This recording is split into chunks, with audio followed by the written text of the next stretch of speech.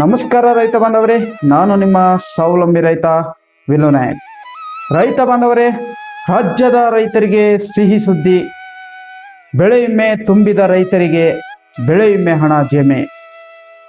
ನಿಮ್ಮ ಖಾತೆಗೆ ಬೆಳೆ ವಿಮೆ ಹಣ ಜಮೆಯಾಗಿದೆಯಾ? ಚೆಕ್ ಮಾಡುವುದು ಹೇಗೆ? ಈ ಹೊಸ ವಿಡಿಯೋಗೆ ಎಲ್ರಿಗೂ ಸ್ವಾಗತ.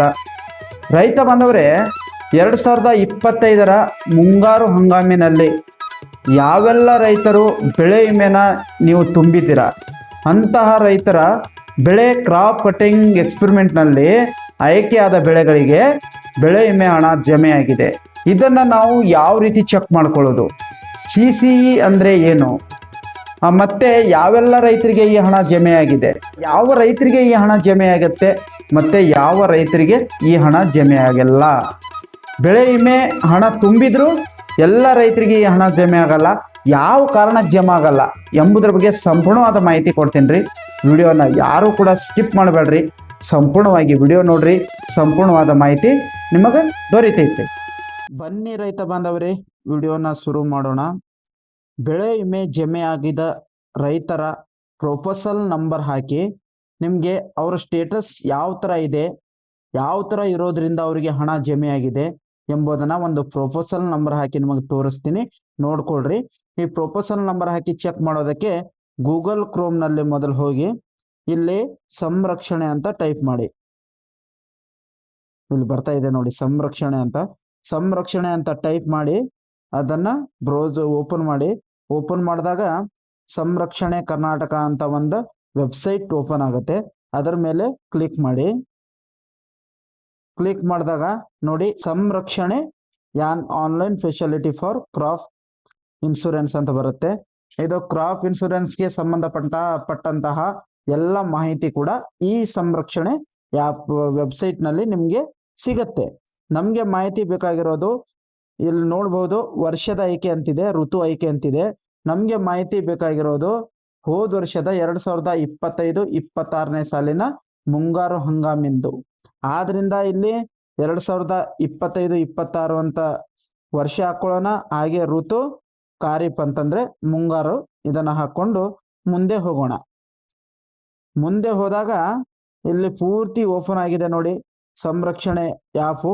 ಇದರಲ್ಲಿ ಫಾರ್ಮರ್ಸ್ ಕಾರ್ನರ್ ಇದೆಯಲ್ಲ, ಈ ಫಾರ್ಮರ್ಸ್ ಕಾರ್ನರ್ ಅಲ್ಲಿ ಬಂದು ನೋಡಿದ್ರೆ ಇಲ್ಲಿ ನೋಡ್ರಿ, premium calculator, crop you can insure, check status, know your insurance company, find gram panchayat crop insurance detail on survey number ಅಂತಿದೆ. ಈ ಫಾರ್ಮರ್ ಕಾರ್ನರ್ನ 3ನೇ ನಂಬರ್ ಅಲ್ಲಿರುವಂತ ಚೆಕ್ ಸ್ಟೇಟಸ್ ಅಂತಿದೆಯಲ್ಲ, ಅದರ ಮೇಲೆ ಕ್ಲಿಕ್ ಮಾಡಿಕೊಂಡು ನಾವು ಸ್ಟೇಟಸ್ನ ಚೆಕ್ ಮಾಡ್ಕೋಬೇಕು. ಇಲ್ಲಿ ಬಂದಿದೆ ನೋಡಿ, ಪ್ರೊಪೋಸಲ್ ನಂಬರ್ ಹಾಕಿ ಚೆಕ್ ಮಾಡ್ಬೋದು, ಮೊಬೈಲ್ ನಂಬರ್ ಹಾಕಿ ಕೂಡ ಚೆಕ್ ಮಾಡ್ಬೋದು. ಪ್ರೊಪೋಸಲ್ ನಂಬರ್ ಹಾಕಿ ಚೆಕ್ ಮಾಡೋದ್ರಿಂದ ಅತಿ ಸುಲಭವಾಗಿ ನಾವು ಸ್ಟೇಟಸ್ ಅನ್ನು ನೋಡ್ಕೋಬಹುದು. ಆದ್ರಿಂದ ನಾನು ಪ್ರೊಪೋಸಲ್ ನಂಬರ್ ಹಾಕ್ತಾ ಇದ್ದೀನಿ. ಇಲ್ಲಿ ನೋಡ್ಬೋದು, ಪ್ರೊಪೋಸಲ್ ನಂಬರ್ ಹಾಕಿದ್ದೀನಿ.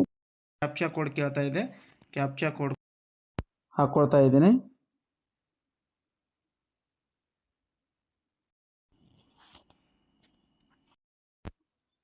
ಕ್ಯಾಪ್ಚಾ ಕೋಡ್ ಹಾಕೊಂಡು ಇಲ್ಲಿ ಸರ್ಚ್ ಅಂತಿದೆ ಮೇಲೆ ಕ್ಲಿಕ್ ಮಾಡ್ತಾ ಇದ್ದೀನಿ. ಕ್ಲಿಕ್ ಮಾಡಿದಾಗ ಇಲ್ಲಿ ಪೂರ್ತಿ ಡೀಟೇಲ್ ಬರ್ತಾ ಇದೆ ನೋಡಿ.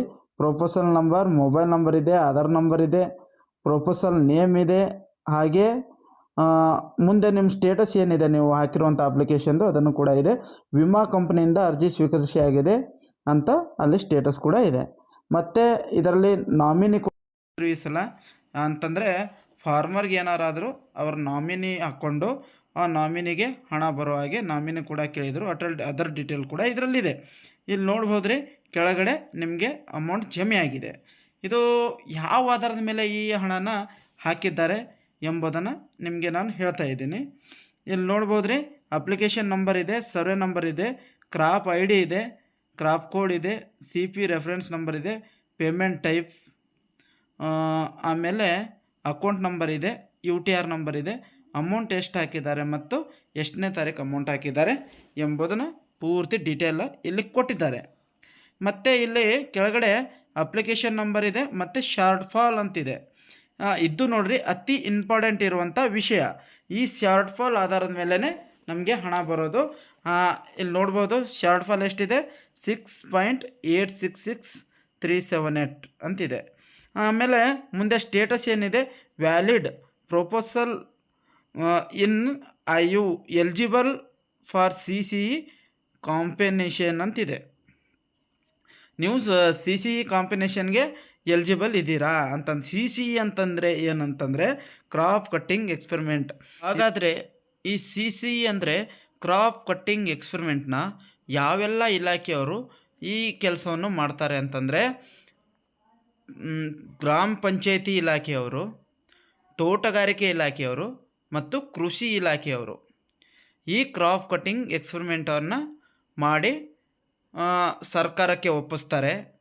ಈ ಡಾಟಾವನ್ನೇ ತಗೊಂಡು ಇನ್ಶೂರೆನ್ಸ್ ಕಂಪ್ನಿಯವರು ಯಾವ ಬೆಳೆನ ಜಾಸ್ತಿ ಹಾನಿಯಾಗಿರುತ್ತದಲ್ಲ ಅಂಥ ಬೆಳೆಗೆ ನಮಗೆ ಕ್ರಾಪ್ ಕಟ್ಟಿಂಗ್ ಎಕ್ಸ್ಪೆರಿಮೆಂಟ್ ಆಧಾರದ ಮೇಲೆ ಬೆಳೆ ವಿಮೆ ಹಣನ ಹಾಕ್ತಾರೆ. ಈ ಮೂರು ಇಲಾಖೆ ಕಡೆಯಿಂದ ಬಂದು ಕ್ರಾಪ್ ಕಟ್ಟಿಂಗ್ ಎಕ್ಸ್ಪೆರಿಮೆಂಟ್ ಮಾಡಿ ಇದನ್ನು ಸರ್ಕಾರಕ್ಕೆ ಒಪ್ಪಿಸಿದಾಗ ಆ ಇನ್ಶೂರೆನ್ಸ್ ಕಂಪ್ನಿಯವರು ಆ ಬೆಳೆಯ ಎಷ್ಟು ಪ್ರಮಾಣದಲ್ಲಿ ಹಾನಿಯಾಗಿದೆ ಎಂಬುದನ್ನು ಖಚಿತಪಡಿಸಿ ಈ ಕ್ರಾಪ್ ಕಟ್ಟಿಂಗ್ ಎಕ್ಸ್ಪೆರಿಮೆಂಟ್ನಲ್ಲಿ ಅಷ್ಟು ಪರ್ಸೆಂಟೇಜ್ ಹಾಕಿ ಇಷ್ಟು % ಬೆಳೆ ಹಾನಿಯಾಗಿದೆ ಅಂತ ಆ ಆಧಾರದ ಮೇಲೇ ನಮಗೆ ಹಣ ಕೊಡೋದು.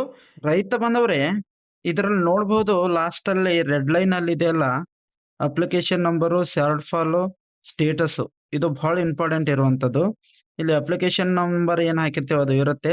ಶಾರ್ಟ್ ಫಾಲ್ ಎಷ್ಟು % ಆಗಿದೆ, ನಮ್ಗೆ ಎಷ್ಟು ಹಣ ಬರಬೇಕಿತ್ತು, ಎಷ್ಟು % ಶಾರ್ಟ್ ಫಾಲ್ ಆಗಿರುತ್ತದಲ್ಲ ಅಷ್ಟು ನಮ್ಮ ಅಮೌಂಟು ನಮ್ಮ ಅಕೌಂಟ್ಗೆ ಜಮೆ ಆಗುತ್ತೆ. ಮತ್ತೆ ಈ ಶಾರ್ಟ್ ಫಾಲು ಪ್ಲಸ್ ಅಲ್ಲಿ ಇದ್ರೆ ಮಾತ್ರ ನಮಗೆ ಹಣ ಜಮೆ ಆಗುತ್ತೆ. ಇಲ್ಲಿ ಏನಾದರೂ ಮೈನಸ್ ಅಲ್ಲಿ ಬಂದ್ರೆ ನಮಗೆ ಹಣ ಜಮೆ ಆಗಲ್ಲ.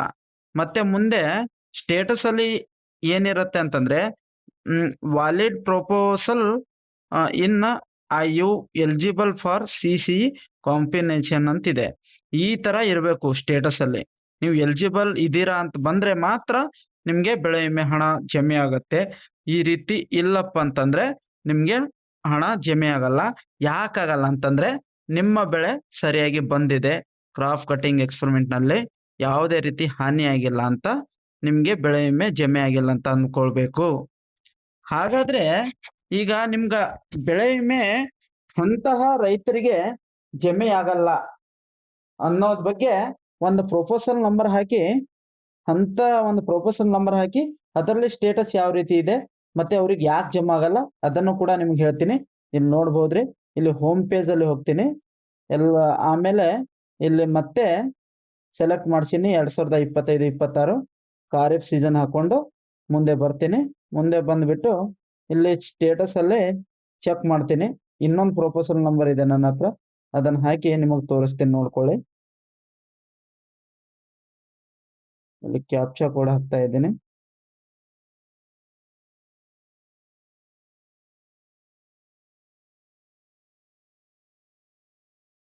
ಕ್ಯಾಪ್ಚಾ ಕೋಡ್ ಹಾಕ್ಬಿಟ್ಟು ಸರ್ಚ್ ಮಾಡ್ತಾ ಇದ್ದೀನಿ. ಸರ್ಚ್ ಮಾಡಿದಾಗ ಇಲ್ಲಿ ನೋಡಿ ಸೇಮ್ ಡೀಟೇಲ್ ಬರ್ತಾ ಇದೆ, ಮೇಲಿಂದೆಲ್ಲ ಎಲ್ಲ ಡೀಟೇಲ್ಸ್ ಸೇಮ್ ಇದೆ. ಆಮೇಲೆ ಇಲ್ಲಿ ಲಾಸ್ಟ್ ಅಲ್ಲಿ ನೋಡ್ಬೋದು, ಇಲ್ಲಿ ಅಪ್ಲಿಕೇಶನ್ ನಂಬರ್ ಅಂತಿದೆ, ಶಾರ್ಟ್ ಫಾಲ್ ಇದೆ, ಮತ್ತೆ ಸ್ಟೇಟಸ್ ಇದೆ. ಇಲ್ಲಿ ಅಪ್ಲಿಕೇಶನ್ ನಂಬರ್ ಇದೆ, ಶಾರ್ಟ್ ಫಾಲ್ ಅಲ್ಲೂ -13.575324 ಅಂತಿದೆ. ಇದು ಮೈನಸ್ ಅಲ್ಲಿದೆ. ಆದ್ರಿಂದ ಸ್ಟೇಟಸ್ ಅಲ್ಲಿ proposal in you are not eligible for CCE combination ಈ ರೀತಿ ಏನಾದ್ರೂ ಬಂದ್ಬಿಟ್ರೆ ಇದು ನಿಮ್ಗೆ ಅಡ್ವಾನ್ಸೇ ಗೊತ್ತಾಗಿರುತ್ತೆ. ಇದು ಸರಿಸುಮಾರು ಜನವರಿಯಿಂದ ಫೆಬ್ರವರಿ ಮಾರ್ಚ್ ತಿಂಗಳ ಒಳಗಡೆನೆ ಇದನ್ನ ಅಪ್ಡೇಟ್ ಮಾಡಿರ್ತಾರೆ. ಅವಾಗ ನೋಡ್ಕೊಂಡು ಕೂಡ ನೀವು ಹಣ ಬರುತ್ತೆ ಅಥವಾ ಇಲ್ಲ ಎಂಬುದನ್ನು ಕೂಡ ಆಗ್ಲೇ ನೀವು ಕನ್ಫರ್ಮ್ ಮಾಡ್ಕೋಬಹುದು. ಏನಾದ್ರೂ ಈ ರೀತಿ ನಾಟ್ ಎಲಿಜಿಬಲ್ ಅಂತ ಬಂದ್ರೆ ಅಂತ ರೈತರಿಗೆ ಖಂಡಿತವಾಗಿ ಬೆಳೆ ಹಣ ಜಮೆ ಆಗಲ್ಲ. ಇಲ್ಲಿ ಏನಾದ್ರೂ ಪ್ಲಸ್ ಅಲ್ಲಿ ಬಂದು you are eligible for CCE ಅಂತಿದ್ರೆ ಅಂತ ರೈತರಿಗೆ ಮಾತ್ರ ಬೆಳೆ ವಿಮೆ ಹಣ ಜಮೆ ಆಗತ್ತೆ. ಪ್ರತಿ ವರ್ಷ ಬೆಳೆ ವಿಮೆನ ಕಟ್ರಿ ಅಂತಂದ್ರೆ ಈಗ 26-27ನೇ ಸೀಸನ್ ಈಗಾಗಲೇ ಆಲ್ರೆಡಿ ಬರಗಾಲ ಬೀಳುವಂತಹ ಸಮೀಕ್ಷೆ ಕಾಣ್ತಾ ಇದೆ. ಆದ್ರಿಂದ ಆದಷ್ಟು ಜನ ಬೆಳೆ ವಿಮೆನ ನೀವು ಕಟ್ರಿ. ಈ ಬೆಳೆ ವಿಮೆ ಕಟ್ಟೋದ್ರಿಂದ ನಮ್ಗೆ ಬರ ಪರಿಹಾರ, ಏನಾದ್ರೂ ಬರಗಾಲ ಬಿದ್ರೆ ಬರ ಪರಿಹಾರ ಕೂಡ ಸಿಕ್ಕೇ ಸಿಗುತ್ತೆ. ಮತ್ತೆ ಈ ಪ್ರಧಾನ ಮಂತ್ರಿ ಫಸಲ್ ಬಿಮಾ ಯೋಜನೆ ಅಡಿಯಲ್ಲಿ ನಾವು ಏನಾದ್ರೂ ಬೆಳೆ ವಿಮೆ ಮಾಡಿಸಿದ್ರೆ ಅದರಲ್ಲಿ ಕೂಡ ಹಾನಿಯಾಗಿ ನಮ್ಗೆ ಖಂಡಿತವಾಗಿ ಬೆಳೆ ವಿಮೆ ಹಣ ಜಮೆ ಆಗೇ ಆಗತ್ತೆ. ಆದ್ರಿಂದ ಎಲ್ಲ ರೈತರಿಗೆ ಕೇಳ್ಕೊಳ್ಳೋದಿಷ್ಟೇ, ಎಲ್ರೂ ಕೂಡ ಬೆಳೆ ವಿಮೆನ ಸರಿಯಾಗಿ ಕಟ್ರಿ ಮತ್ತು ಬೆಳೆ ಸಮೀಕ್ಷೆ ಮಾಡುವುದು ಕಡ್ಡಾಯವಾಗಿರುತ್ತದೆ. ಆದ್ರಿಂದ ನೀವು ಯಾವ ಬೆಳೆನ ಹೊಲದಲ್ಲಿ ಹಾಕಿರ್ತೀರ ಅಂತ ಬೆಳೆಗಳಿಗೆ ಕರೆಕ್ಟ್ ಆಗಿ ಬೆಳೆ ವಿಮೆ ಮಾಡಿಸಿ ಕರೆಕ್ಟ್ ಆಗಿ ಬೆಳೆ ಸಮೀಕ್ಷೆ ಅಂತಂದ್ರೆ ಬೆಳೆ GPS ಮಾಡಿಸ್ಬೇಕು. ಆ ಆಧಾರದ ಮೇಲೆನೆ ನಮ್ಗೆ ಬೆಳೆ ವಿಮೆ ಹಣ ಜಮೆ ಆಗತ್ತೆ. ಯಾರಿಗೆಲ್ಲ ಈಗ ಯಾರಿಗೆಲ್ಲ ಬೆಳೆ ವಿಮೆ ಹಣ ಜಮೆ ಆಗಿದೆ ಈ ರೀತಿ ಪ್ರೊಪೋಸಲ್ ನಂಬರ್ ಹಾಕಿ ಚೆಕ್ ಮಾಡ್ಕೊಳ್ರಿ. ಅಲ್ಲಿ ಎಲಿಜಿಬಲ್ ಇತ್ತು ಅಂತಂದ್ರೆ ಖಂಡಿತ ನಿಮ್ಮ ಅಕೌಂಟ್ಗೆ ಹಣ ಜಮೆ ಆಗೇ ಆಗಿರುತ್ತದೆ. ಆದ್ರಿಂದ ಇಲ್ಲಪ್ಪ ಅಂತಂದ್ರೆ ಹೆಚ್ಚು ಕಮ್ಮಿನೂ ಆಗತ್ತೆ, ಎಲ್ರಿಗೂ ಜಮಾ ಆಗಿದೆ. ಅಕಸ್ಮಾತ್ ನೀವು ಎಲಿಜಿಬಲ್ ಫಾರ್ CC ಅಂತಿದ್ರೆ ಆ ಹಣ ನಿಮಗೆ ಖಂಡಿತವಾಗಿ ಈಗಲ್ಲ ನಾಳೆ ಜಮಾ ಆಗೇ ಆಗತ್ತೆ. ನಾಟ್ ಎಲಿಜಿಬಲ್ ಇದ್ರೆ ಮಾತ್ರ ಜಮೆ ಆಗಲ್ಲ. ಎಲಿಜಿಬಲ್ ಇದ್ದವರು ಯಾರ್ಯಾರ ಅಕೌಂಟಿಗೆ ಹಣ ಜಮೆ ಆಗಿದೆ ಅಲ್ಲ, ನೀವು ಹೋಗಿ ಅಕೌಂಟ್ನಿಂದ ನಿಮ್ಮ ಹಣವನ್ನು ತೆಗೆದುಕೊಂಡು ಬನ್ನಿ ಅಂತ ಹೇಳ್ತಾ ಇವತ್ತಿನ ವಿಡಿಯೋನ ಮುಗಿಸ್ತೀನಿ. ಮತ್ ಸಿಗೋಣ ಮತ್ ಹೊಸ ವಿಡಿಯೋದೊಂದಿಗೆ. ಎಲ್ರಿಗೂ ಧನ್ಯವಾದಗಳು.